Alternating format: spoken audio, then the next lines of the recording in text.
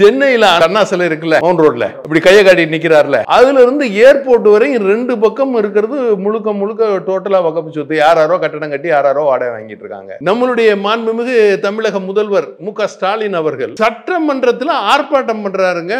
வகுப்பு பிள்ளை திரும்ப பெறு அப்படின்னு இவர் சொல்றாரு. பின்னாலே எல்லா எம்எல்ஏக்களும் எந்திரிச்சு, இவர் தாங்க ஆட்சியில் இருக்காரு, இவர் தான் அதிகாரத்தில் இருக்காரு, இவர் சட்டத்தை இயற்ற முடியும், இவர் தான் தமிழ்நாட்டினுடைய சட்டத்தை இயற்றக்கூடியவர், ஜட்ஜ் மாதிரி. அவர் நினைச்சா எந்த சட்டத்தையும் ஏற்ற முடியும். அது செல்லுது செல்லாதலாம். அப்புறம் இவர் தானே கண்ட்ரோலர். தமிழ்நாட்டுக்கு யார் தலைவர்? இப்ப நம்ம மாண்புமிகு முதல்வருங்க. நம்ம மாண்புமிகு முதல்வர் என்ன பண்றாரு?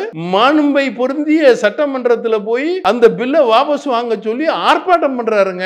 யாரும் சட்டமன்றத்துக்குள்ள ஆர்ப்பாட்டம் பண்ணி நான் பார்க்கலங்க. இது ரொம்ப விந்தையான ஆர்ப்பாட்டமா இருக்கு. வெளியில பண்ணுவாங்க, எதிர்கட்சிகள் பூரா வெளியில கூட பிடிப்பாங்க, ஆர்ப்பாட்டம் பண்ணுவாங்க, போராட்டம் பண்ணுவாங்க, எல்லாம் இருக்கும். ஒரு ஆட்சி அதிகாரம் கையில் இருக்கக்கூடிய மாண்புமிகு முதல்வர் ஆர்ப்பாட்டம் பண்ணி வகுப்பு மசோதாவை வாபஸ் பெறு, வாபஸ் பெறு, வாபஸ் பெறு, வகுப்பு மசோதாவை வாபஸ் பெறுன்னு இவர் சொல்றாரு. பின்னால எல்லா எம்எல்ஏயும் கருப்பு பேட்ச் குத்திக்கிட்டு கத்துறாங்க. அப்ப இது என்ன? அதாவது எவ்வளவு கண்ணிய குறைவான சட்டமன்றத்தில் இப்படி ஒரு நிகழ்வு நடக்கலாமா?